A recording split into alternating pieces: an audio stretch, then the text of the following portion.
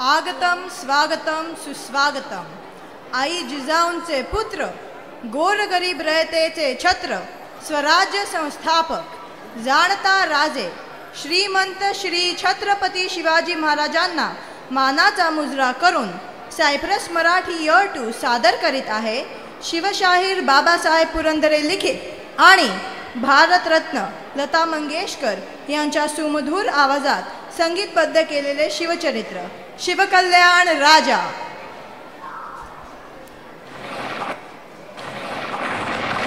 तीनशे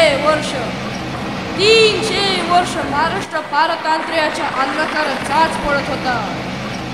वर्षातल्या 12ही अमावस्यांनी जणू गरडा गाठला होता. महाराष्ट्राची भूमी घोड्यांच्या टापाखाली वेदनांनी कणत होती, घरणं गात होती. आणि त्याच वेळेस भीमाशंकराच्या जटात आणि नाणेगाठीच्या ओटात वसलेल्या किल्ले शिवनेरीवर ओशाकाल झाला. शिवरायाचा जन्म झाला, पुत्र जिजाऊ साहेबांना झाला, पुत्र शहाजी राजांना झाला, पुत्र सह्याद्रीला झाला, पुत्र महाराष्ट्राला झाला, पुत्र भारतवर्षाला झाला. शिवनेरीवर शिवबाचा पाळणा अंधारू लागला. महाराष्ट्राचे भाग्य भवानी जिजाऊ साहेबांच्या मुखातून अंगाई गीत गाऊ लागली.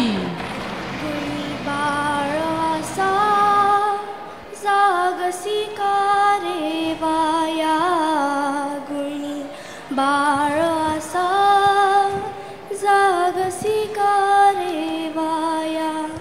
नीज रे नीज शिवराया, गुणी बाळ असा जागसी का रे वाया. धन्यती जिजाऊ जिने मार्जन सारखा पुत्र मातीला दिला. जिजाऊ शिवरायांना रामाच्या, भीमाच्या, कृष्णाच्या आणि अभिमानाची गोष्टी सांगत. कधी नाणे सुनाची तर कधी एकनताची अभंग म्हणून दाखवा. जिजाऊ शिवरायांना म्हणत शिवबा आपला जन्माचा तरी करण्याचा नसून जनतेला गुलामगिरीतून मुक्त करण्यासाठी झाला आहे आणि त्यासाठी आपण स्वराज्य निर्माण करा, स्वराज्य निर्माण करा.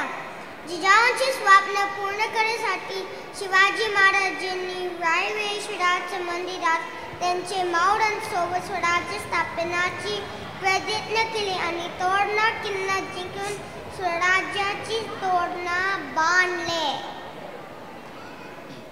शिवरायांच्या वाढत्या हालचाली ऐकून आदिलशाही बडी बेगम काळजीत पडल्या आणि त्यांनी दरबारातील सरदारांना प्रश्न केला, सांगा कोण शिवरायांचा बंदोबस्त करण्यास तयार आहे. ते ऐकताच दरबारात शांतता पसरली. एवढ्यात एक उंच देहाचा सरदार अफजल खान पुढे आला आणि त्याने शिवरायांना जिवंत केव्हा मारून आणायचा विडा उचलला. आपल्या बरोबर प्रचंड फौज आणि लढाईचे सामान घेतले आणि स्वराज्यावर चाल करून आला. त्यावेळेस महाराज राजगडावर होते. त्यांनी धोका ओळखलं. आपले सैन्य लहान, आपले राज्य लहान. उघड्या मैदानावर खानापुढे आपल्यास निभाव लागणार नाही. त्याच्याशी युक्तीने सामना केला पाहिजे म्हणून त्यांनी प्रतापगडाकडे प्रस्थान केले. खानाला माहीत होता प्रतापगडावर चालून जाणे सोपं नाही, कारण तो किल्ला डोंगराट आहे आणि आजूबाजूला घनदाट जंगलशिवाय त्याचे जंगली जनावरांचा मोठा वावर आहे. शेवटी प्रतापगडाच्या पायथ्याशी खानाची आणि महाराजांची भेट ठरली. भेटीसाठी छोटा शामियाना उभारला. भेटीच्या दिवशी सकाळी महाराजांनी भवानी देवीचे दर्शन घेतले. अंगात चिलकट घातले, डोक्यात जिरेटोप घातला, डावा हातांचा बोटात वाघनखं घातली आणि अंगरकात बिछवा लपवला. अफजल खान शिवरायांच्या आधी शामियानात येऊन बसला होता. त्यांच्या शेजारी सय्यद बांडा नावाचे शिपाई होता. सय्यद बांडाला बघताच महाराज थांबले. खानाने महाराजांच्या वकिलाला विचारले, राजे आत का येत नाही? वकील म्हणाले, राजे घाबरले. सय्यदला तेरे दूर करा. सय्यद बांडा दूर झाले आणि शिवराय आत गेले. खान उठून म्हणाले, ह्या राजेया आमची भेट घ्या. खानाने राजांना आलिंगन दिले. या उंच कानापुढे महाराज छोटे दिसत होते. शिवरायांचे मस्तक खानाच्या छातीपाशी आले. त्याच वेळेस खानाने त्यांची मान आपल्या डाव्या हाताखाली दाबली आणि दुसऱ्या हाताने शिवरायांवर कतारीचा वार केला. शिवरायांच्या अंगावरील अंगरखा थरकन फाटला. छिलका असल्यामुळे राजे वाचले. अत्यंत चपलाईने त्यांनी खानाचे पोटात वाघनखे खुपसली आणि नंतर खानाचे पोटात बिचवा घातला. तेवढा खान कुसळला. हा गडबड गोंधळ ऐकून सय्यद बांडाने पत्ता घेऊन शिवरायांवर चाल केला. त्याला पाहताच जीवामनला नावांचे राजांच्या मावळा धावला आणि त्यांनी सय्यद बांडाचा हात वरच्या वर उडवला. म्हणूनच म्हणतात, होता जीवा म्हणूनच वाचला शिवा. अफजल खानाच्या वधामुळे विजापूरचा आदिलशाह प्रचंड चिडला.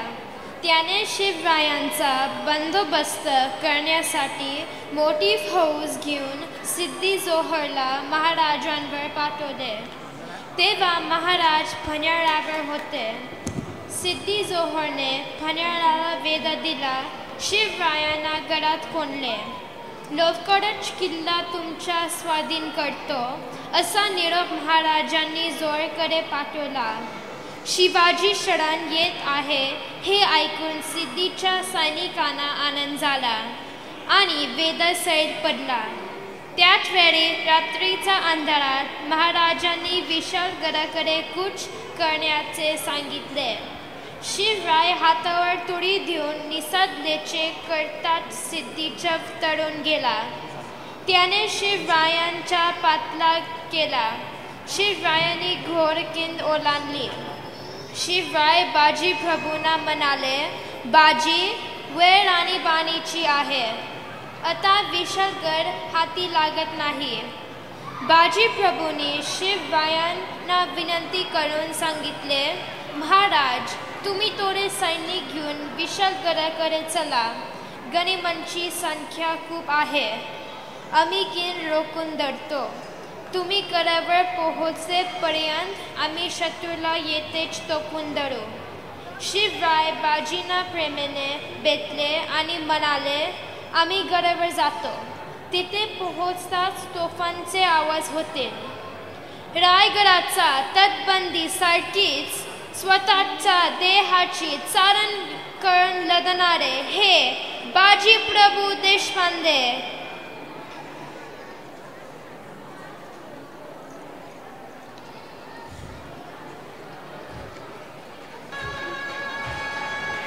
या चढत्या वाढत्या हिंदवी स्वराज्यावर शत्रूही अहिमाईच्या चढत्या बळाने तुटून पडत होते.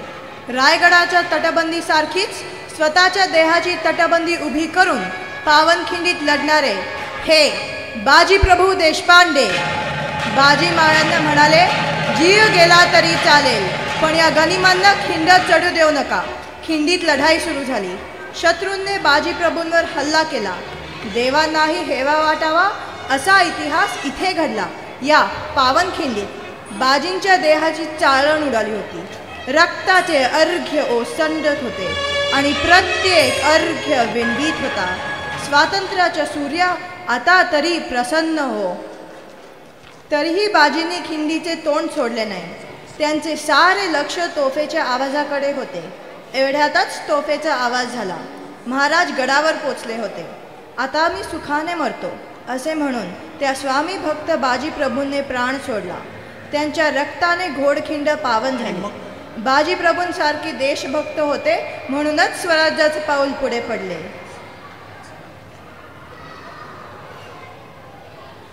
सन 1674 शिवरायांचा राज्याभिषेक अगदी काही महिन्यावर येऊन ठेपला होता. सगळीकडे अगदी चैतन्याचे वातावरण होतं. पण याच प्रसंगी बहलोल खान नावाचा आदिलशाही सरदार 15,000ची फौज घेऊन स्वराज्यावर चालून येत होता. राज्याभिषेकासारखा महत्त्वाचा प्रसंगी बहलोल खानाला अंगावर घेणं महाराजांना शक्य नव्हतं. खानाचा बंदोबस्त करण्यासाठी महाराज सरसेनापती प्रतापराव गुजर यांना पाठवले. प्रतापराव गुजरनी मोहीम फत्ते केली, पण बहलोल खानाला जिवंत सोडून दिले. प्रतापराव गुजरास महाराजांचं आज्ञापत्र सुटलं. सरनौबत स्वराज्यावर वारंवार चालून येणाऱ्या गनिमास गर्दीस मिळवल्याविना आम्हा रायगडावर तोंड दाखवू नका. आणि मग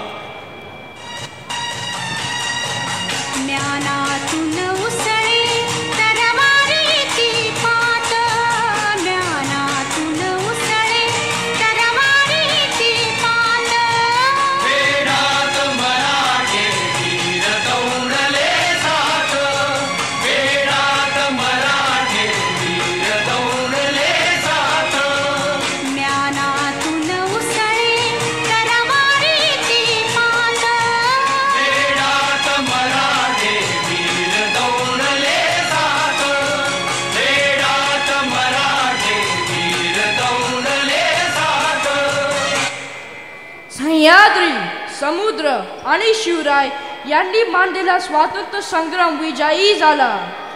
हिंदवी स्वराज्य साकार झाले. लेकी सुना संत सज्जन सारे सारे आनंदले. हे राज्य व्हावे ही तो श्रींचीच इच्छा.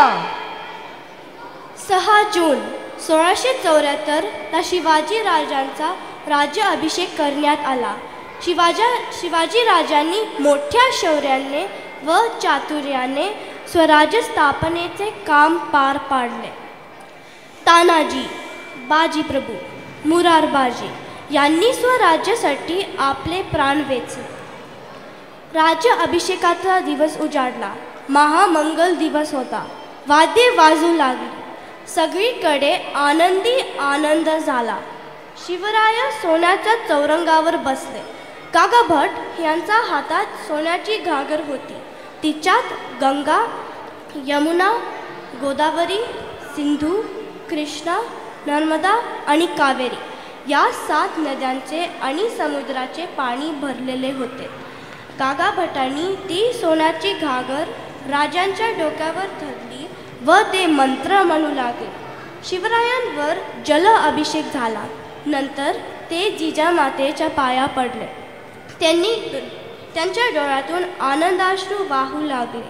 त्यांनी केलेल्या 30 वर्षाचे चीज झाले. शिवराय सिंहासनावर बसले. अष्टप्रधान त्यांच्या दोन्ही बाजूला उभे राहिले.